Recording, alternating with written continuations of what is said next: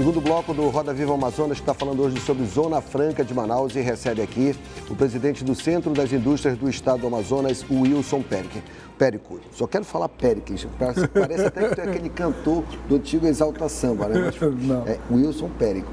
Mas, Wilson, é só acrescentar o que o Erivaldo falou, dentro desse contexto aí, desse contingenciamento, a questão de infraestrutura dentro do próprio Distrito Industrial de Manaus é prejudicial à indústria? Claro. Bom, primeiro o contingenciamento, né? O que aconteceu, o governo federal, ao perceber que a Sulframa tinha uma representatividade que independia de decisões do governo federal, exatamente por conta da autonomia que ela tinha, o poder financeiro, o poder esse arrecadado das indústrias aqui, resolveu contingenciar, ou seja, levar para ele as decisões da região norte através do relacionamento, dos interesses políticos que cabem, nós sabemos disso. Então isso trouxe ao Estado do Amazonas uma perda muito grande nesse protagonismo. E com isso você deixou de ter interesse dos demais estados em compor com o Amazonas nos debates, nas disputas políticas que nós temos em Brasília. Então, agora, é verdade. Quando você fala desse recurso, dá vergonha de andar no Distrito Industrial hoje. O Distrito Industrial era para ter sido um dos pontos de visitação durante a Copa do Mundo, por exemplo, ou durante as Olimpíadas. Mas nós tivemos que esconder o Distrito Industrial pela vergonha que são as vias do distrito. O que falta para ser resolvido? Vontade política. A responsabilidade pelo Distrito Industrial é da Prefeitura de Manaus. Ponto. Se ele não tem recurso, ele tem habilidade política, tem condições de pegar e fazer os convênios necessários para ter o recurso e poder fazer aquilo que necessitamos. Nós não estamos pedindo favor, não. É uma obrigação do município. A Zona Franca é da cidade de Manaus, não é do Estado do Amazonas. Mas não houve um acordo assinado no início desse ano? Então, esse acordo que foi assinado, na verdade, passa por dificuldades. Só para esclarecer, já estamos quase que terminando o verão, hein? Passa por algumas dificuldades por conta do não cumprimento de algumas etapas e por isso ele não foi ainda firmado. O dinheiro foi disponibilizado, mas existem algumas etapas, como elaboração do projeto, apresentação desse projeto para poder ser validado, para você liberar o recurso e fazer a obra. No caso, aí teria que ser Sulframa e Prefeitura em conjunto Prefeitura ou só Prefeitura? De Manaus. A Sulframa não tem órgão de obras lá dentro. Quem tem é o município. Então é a Prefeitura de Manaus que deve apresentar esses recursos, esses subsídios, para firmarmos mesmo esse acordo e esse recurso ser disponibilizado para que a obra tenha início. Wilson, era isso mesmo que eu queria te perguntar. Então, você acha que falta vontade política para ajudar essas empresas de alguma forma? Eu não preciso ajudar as empresas. Nós precisamos ajudar a cidade de Manaus e o estado do Amazonas a atrair investimento, ter uma atividade que seja competitiva. E para isso precisa de uma infraestrutura básica. Lá, as indústrias que estão no distrito industrial pagam o IPTU, pagam o alvará de funcionamento, pagam a luz pública. O órgão que fiscaliza o trânsito no distrito é o órgão municipal. Os ônibus que circulam hoje no distrito, tem um monte de gente morando lá, são do município. Agora, na hora de pegar e honrar, preservar e ter isso de uma forma digna, que é o mínimo de infraestrutura para que aquela atividade e as pessoas que por lá circulem tenham a segurança necessária, a Prefeitura não fez e não faz. Por isso que eu falo, falta sim compromisso e vontade política de fazer. Se a atividade do polo industrial, se as indústrias que lá estão não mexem com o interesse da prefeitura ou do prefeito, nós temos que lembrar que são 83 mil pessoas que transitam por lá todos os dias, além dos moradores que usam da linha pública. Todos os dias? São eleitores. Todos os dias e à noite também, né? Porque a iluminação pública no distrito industrial é precária. É precária. Então, quando eu falo, não é por conta dos investimentos, é por conta da sustentação socioeconômica. Metade do IPTU arrecadado da Prefeitura vem das indústrias do Distrito Industrial. Wilson, eu queria colocar ainda nessa questão da infraestrutura a questão dos entrepostos. Foi inaugurado um recente agora em Vitória. Metade do INSS. Em Cariacica, no Espírito Santo. Já são quantos que temos da Zona Franca espalhados pelo Brasil desses entrepostos e qual a importância deles? Então, o entreposto localizado próximo do centro consumidor, ele é uma vantagem para o investidor, para a indústria que o utiliza por conta do tempo de acesso a esse consumidor. Ou seja, nós temos hoje um tempo de trânsito muito grande. Nós estamos falando, para chegar um navio saindo daqui, são 20 dias, 18 a 20 dias em Buenos Aires, 15 a 17 dias em São Paulo. Então, quando você tem um entreposto como o Espírito Santo, você tem um tempo de trânsito para aquele produto que você mandou de Manaus para o Espírito Santo, antes mesmo de ter recebido o pedido. Só temos o Espírito Santo ou temos mais? Não. Tem em Resende, no Rio de Janeiro, e tinha eu acho que tem no Centro-Sul, em Uberlândia, se eu não me engano, tem um outro entreposto. Então, o que é que acontece? O produtor, o fabricante daqui, ele faz o seu produto e remete esse produto para esse entreposto, aguardando o pedido. Assim que chega o pedido, ele emite a nota fiscal para o destinador, para o cliente final dele, e esse tempo de atendimento fica menor. Então, essa é uma vantagem. Não traz vantagens no custo, traz vantagem sim na agilidade para você atender o seu na cliente. logística, né? Voltando a essa questão que a Caroline falou aqui, das empresas serem ajudadas e que elas não precisam de ajuda, na verdade as empresas querem só a permissão de trabalhar com liberalidade, né? Trabalhar com respeito e tudo. O que acontece? Eu fui conselheiro do Conselho Federal de Economia e a gente coordenou aquele Congresso Brasileiro de Economia aqui em Manaus, e num dos debates a gente teve uma mesa temática que nós organizamos com o professor Zé Alberto Machado sobre Zona Franca. E trouxemos o Wilson Cano, professor da Unicamp, que é um verdadeiro bombardeador da Zona Franca de Manaus. E colocamos lá o ex-superintendente Tomás para debater com ele. Inclusive, algumas pessoas comentaram que não foi aquele debate que a gente esperava. Eu me lembro que eu acho que você poderia fazer muito melhor pela experiência. Obrigado. A questão da renúncia fiscal. Assim, que eu falei do Conselho Federal, porque dentro da nossa plenária sempre existia aquele momento de falar que a Zona Franca era uma simples empresa de montagem e tal, e aquela tudo e empresas enganadoras, né? Renúncia fiscal, esse número que você sabe bem explorar, para acabar com essa falácia para os nossos telespectadores, que a Zona Franca tem só benesses, só incentivo fiscal, mas só tem flores. E aí, os espinhos? Vem para cá.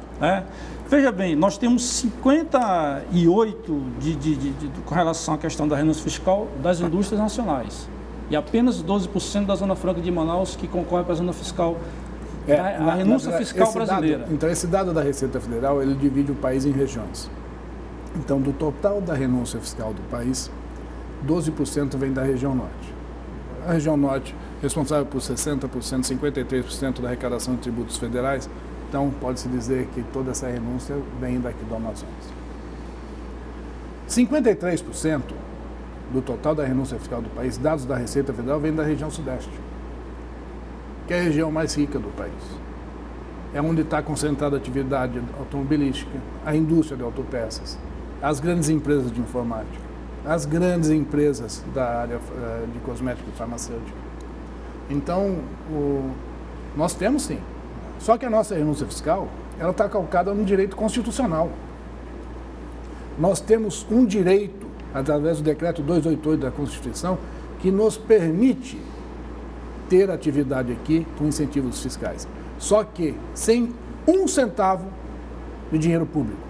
Porque para você oferir esse benefício, você tem que fazer o seu investimento, você tem que trazer os seus equipamentos para fabricar o seu produto, trazer os insumos para produzir esse produto, contratar as pessoas, você só vai ter o benefício na hora que você emite a nota fiscal de venda desse produto. Então não tem um centavo do dinheiro público nisso. E mais, dos 27 entes federativos, 26 estados mais o Distrito Federal, somente 8 estados devolvem à União, em arrecadação de tributos federais, valores que superam o repasse compulsório. O estado do Amazonas é um deles. O estado do Amazonas recebe, em média, 3,4 bi de reais ano. Nós arrecadamos, no ano passado, 13 bilhões em tributos federais. Ou seja, nós devolvemos à União 9 bilhões. É quase 3 vezes o repasse que nós recebemos. Ou seja, apesar da renúncia, nós arrecadamos 13 bi. Nós não mamamos o peito do governo, não. E é isso que eu falo. Ninguém aqui está com um pires na mão. Ninguém está pedindo um favor. Nós não somos um patinho feio dessa história, não, Erivaldo. Tem outros estados aí que mamam muito mais nas tetas do governo. A OMC vem agora com uma pendência para cima do governo federal. O Brasil vai ter que se ajustar à Organização Mundial de Comércio por conta dos malfeitos. Que pese que desses 8, 3 estados são da região sul, 4 da região sudeste e 1 da região norte, e todos esses estados têm algum tipo de incentivo à atividade industrial. Ou seja, não é a renúncia fiscal que é o mal para o país, não. O que é o mal para o país é a falta de competitividade que não se oferece aos outros estados. A falta de uma política industrial transparente e séria por parte do governo federal, olhando o país como um todo. Às vezes nos dá o sentimento que o Amazonas não faz parte do Brasil, que o Brasil é enxergado de Brasília só daquela região centro-oeste para baixo, que o norte não faz parte do Brasil. Às vezes, me parece que o governo federal prefere ficar dando migalhas, como faz com os outros estados, do que respeitar e verdadeiramente a contribuição que o nosso estado dá ao país. Não é só a região norte, não. Ao país como um todo. E mais, outro dado para você. Nós temos uma agência federal, que é o BNDES, que é um Banco Nacional de Desenvolvimento Econômico e Social. Ele foi instituído para reduzir as desigualdades regionais desse país. É um banco que tem dinheiro para ser investido, para você melhorar a infraestrutura, para você atrair investimentos. Do país. Do país. Deveria. Nos últimos 5 anos, o BNDES investiu R$1 trilhão no país. Desse total, 263 bilhões foram investidos no estado de São Paulo, que é o estado mais rico da União. 26%. Que é mais do que todo o repasse feito pelo BNDES a todos os estados das regiões Norte e Nordeste juntos. Ou seja, quem é que está trazendo mal para o país? Quem é que está fazendo mal aos cofres públicos? Quem é que está mamando nas tetas do governo? O Amazonas não é, não. Com muita tranquilidade eu te digo. Com a renúncia fiscal que a Constituição nos permite dar, o Amazonas contribui muito mais com o país do que recebe dele, inclusive como respeito. Presidente, um outro grande problema, a gente vem falar de Zona Franca, a gente parece que só vai trazer problema, mas a Zona Franca traz muitos benefícios, principalmente para o Amazonas. Mas um outro grande problema, lá no passado, a Zona Franca foi criada justamente por causa da logística. Esses incentivos vieram por causa da logística, por causa da dificuldade, né, de tirar um produto daqui e levar para o setor de compras lá no Sudeste. Hoje os problemas são os mesmos, não se andou nessa logística, né? Nós não temos VR, nós não temos nada, e os nossos políticos estão aí e a gente acha que essa BR-319 não sai nunca. O que é que o Centro da Indústria pode também galgar, já que vai tirar o foco do industrial para ir para o foco da política? Você sabe que só uma coisa, e você foi muito feliz, lá atrás, a Transamazônica, que é a BR-319, ela funcionava. Então as questões logísticas eram melhores do que são hoje. Então hoje nós temos uma deficiência de infraestrutura enorme. Então além da logística, nós temos uma energia que é de alto custo e de baixa qualidade. Nós temos uma comunicação de alto custo e baixa qualidade. Nós temos uma situação portuária que não oferece a competitividade que nós precisamos para estar no nível de uma economia globalizada como a nossa. Só para a gente esclarecer, nós temos o quê? 2 portos aqui no... 2 portos privados. E o público não existe? O público não trabalha. Então, o que eu falo é não só a questão do custo.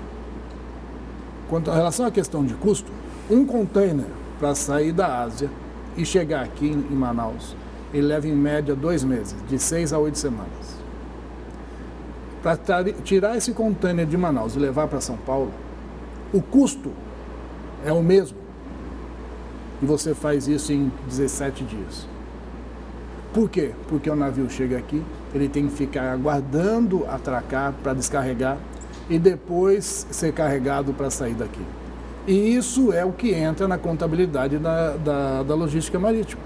Aliás, toda a logística é calcada em tempo. Um avião, o custo do transporte aéreo, aqui, se não houver agilidade por parte da Infraero, ele vai ser maior do que em outros portos, aeroportos. Ainda aumenta o custo porque ainda tem que contratar o prático daqui da região, que ele não pode operar. Mas isso acontece no país todo, acontece no mundo todo, aliás, essa questão da praticagem. Mas essa questão de infraestrutura dentro da cidade de Manaus precisa também ser resolvida, né, presidente? Não. Um dos exemplos é esse eixo oeste-sul, que existe já verba e parece que essa obra está andando a passo de jabuti, né? Você sabe, de novo, eu não milito na área política, eu não tenho filiação política, mas o que mais nos surpreende, eu estou falando como cidadão, acho que todos nós, você percebe isso. Se o Ari começou uma obra na gestão dele e não terminou, e eu assumi o lugar do Ari na gestão seguinte, dificilmente eu vou entregar a obra do Ari, porque não vai ser uma obra minha. Então não há um interesse maior, que é da sociedade, que é o regional, em cima desses interesses políticos partidários que nós falamos. É por isso que você fala. Nós temos algumas obras que são importantíssimas para o desenvolvimento e para o trânsito da nossa cidade.